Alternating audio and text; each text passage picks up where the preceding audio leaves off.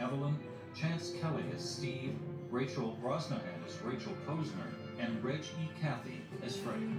Note that the character Frank Underwood periodically speaks Wow. to the audience privately and confidentially, while other action and characters continue around him.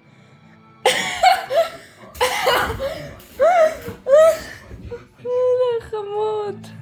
After the gala, the man and his wife ride in the back of a black SUV. I need a haircut. You think? A little trim. Steve is their driver. What are you gonna wear? For the meeting? For the announcement. Wear my navy blue on pinstripes. Good. You look handsome in that.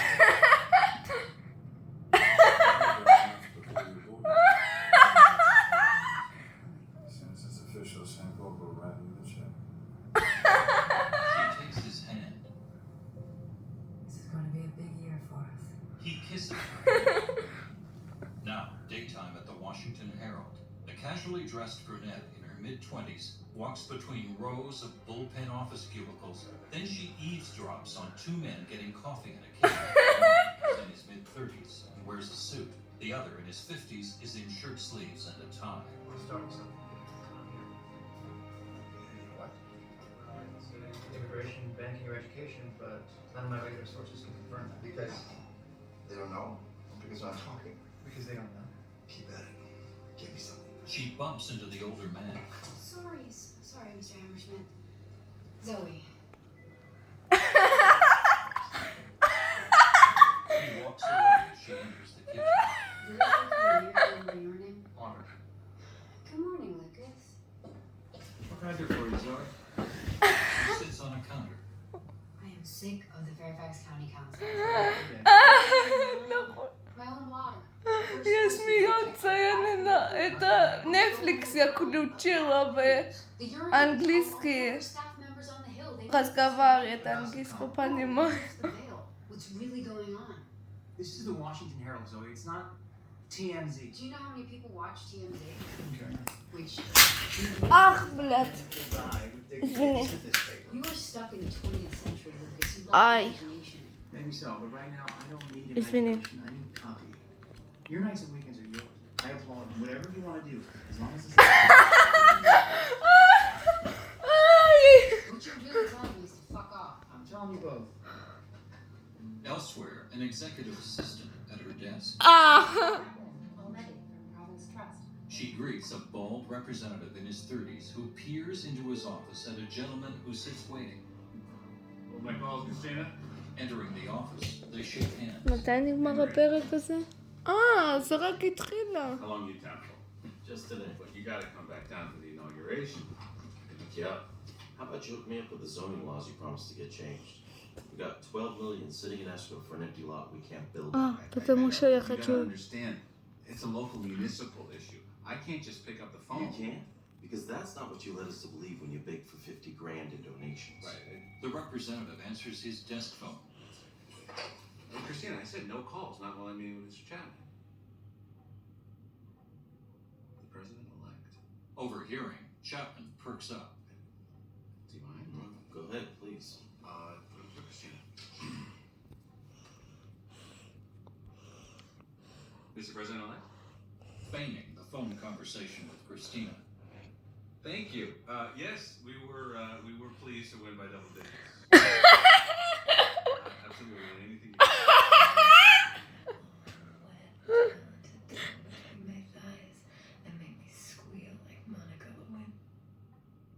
Me too. Me too. Okay. Thank you, sir. I'm so sorry. Where were we? Walker. וואו. Now, in a formal office waiting area, the dignified man sits in a leather armchair wearing a fine suit. He smiles as 50-something dark-eyed Linda Vasquez summons him into her office. President-elect running late. No, you couldn't make it. I'll brief him though. He takes paperwork from his briefcase. Okay. This is the memo I've drafted on our Middle East policy we've been developing. Now, I want to borrow from Reagan. I'd like to coin the phrase trickle-down diplomacy. That Right. way. I'm going to stop you there. You are not nominating me for Secretary of State.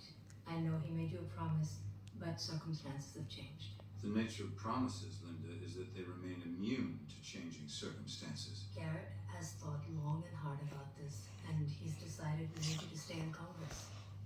When was this decision made? And why wasn't I part of the conversation? I'm sorry, Frank. If it had been up to me, I wouldn't have waited this long to tell you. So you knew you were going to do this? It has been an evolving discussion. It's a chicken shit move. Frank. I was vetted. Was that a ruse? No. Let's be absolutely clear. You wouldn't have won without me. You're right. But now we have to lead. And that means making tough choices. As you know, education is a top priority for us, a complete federal overhaul. But it's not just education, Frank. Congress is split. We need you there more than we need you in the State Department. I got you hired, Linda. I know. Donations, endorsements. I wrote the campaign's entire foreign policy platform. After years of Foreign Affairs Committee. Frank, please. I want to speak to Walker personally. The decision is made. He packs up his briefcase. We need you, Frank. Will you stand beside us or not? She observes Frank as he stands sternly, contemplating. He looks her in the eye and nods. Of course, if that's what the president wants. I'm very glad to hear that. I'm curious. If not me, then who? Michael Kern. Michael Kern. Wow. That is an excellent choice. Now, Clean Water Initiative. Office manager and Frank's wife. Can we make it look clear? I just want to make sure it doesn't look like we're neglecting our domestic. No. I'm gonna say that we're expanding our mission. Okay. And we're bringing on a new organization to help us. So you know which one yet? I'm still looking into a few options, but tell me, what did we agree on that we could hire how many new people? 6? 6, maybe 7.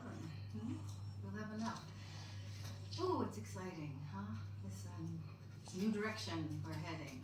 I just don't know where we're gonna fit all the people. Well, do you think we have to look into additional space? No. I'll find a way. Okay, so make the changes to the PowerPoint. Let's meet again at 2:30. The middle-aged office manager leaves with a laptop. Alone in her office now, Frank's wife makes a phone call. It's me. I feel like an idiot leaving messages like this. Call me back. Now, the Washington Herald bullpen. Zoe hesitantly approaches a cubicle where a woman journalist with long dark hair and glasses is busy at her computer. What is it, Zoe?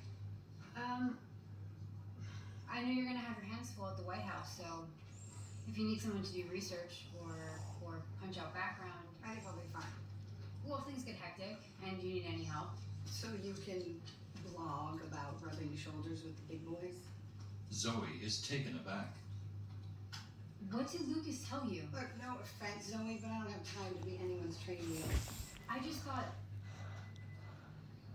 No, I was actually offering to lend a hand. That's it. Got it. Thanks. The journalist turns away and resumes working. Outside at dusk, Frank sits on a concrete ledge that borders a fountain pool. Pedestrians stroll by as he reads a text message that says, "Where are you?" After a moment, he picks up his briefcase and walks off while tucking the phone into his overcoat pocket. After dark, he enters the townhouse foyer tiredly and quietly sets his keys on a table while glancing up a staircase. He turns to see his wife waiting, seated on a living room couch, high heels off, but still wearing a tailored dress. Claire. You didn't call. You didn't call me, Francis. 9 hours. You don't not call me. Not when it's this big. You're right. When have we ever avoided each other? I wanted a solution first. Do you have one? Not yet. This affects me too, Francis. And it's not the money I'm upset about. It's that we do things